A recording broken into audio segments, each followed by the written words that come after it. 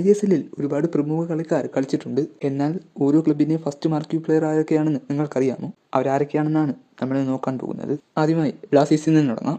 2014 ISL സീസണിൽ കേരള ബ്ലാസ്റ്റേഴ്സിന്റെ first marquee player സൈനിങ്ങായി ഡേവിഡ് ജെയിംസിനെയാണ് ബ്ലാസ്റ്റേഴ്സ് സ്വന്തമാക്കിയിരുന്നത്. അന്നൊരു പ്ലെയർ മാനേജർ റോളിലാണ് ജെയിംസ് ബ്ലാസ്റ്റേഴ്സിലേക്ക് എത്തിയത്. അടുത്തതായി ATK തങ്ങളുടെ ആദ്യ ISL സീസണിൽ മാർക്വീ പ്ലെയറായി സൈൻ ചെയ്തത് സ്പാനിഷ് സൂപ്പർ താരമായിട്ടുള്ള ലൂയിസ് ഗാർസിയയാണ്.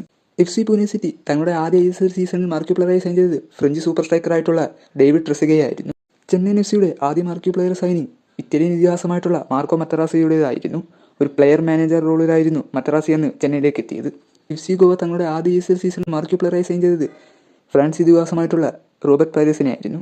ഫ്രെഡി ലുംബർഗ് എന്ന സ്വീഡിഷ് സൂപ്പർ താരമായിരുന്നു മുംബൈ സിറ്റിയുടെ അന്നത്തെ ആദ്യ മാർക്വീ പ്ലെയർ സൈൻ. അടുത്തതായി നോർത്ത് ഈസ്റ്റ് യുണൈറ്റഡ് FC തങ്ങളുടെ ആദ്യ ISL സീസണിൽ മാർക്വീ പ്ലെയറായി സൈൻ ചെയ്തത് സ്പാനിഷ് സൂപ്പർ ലെഫ്റ്റ് ബാക്കായിട്ടുള്ള യോവാൻ കാപ്ഡെവില്ലയായിരുന്നു.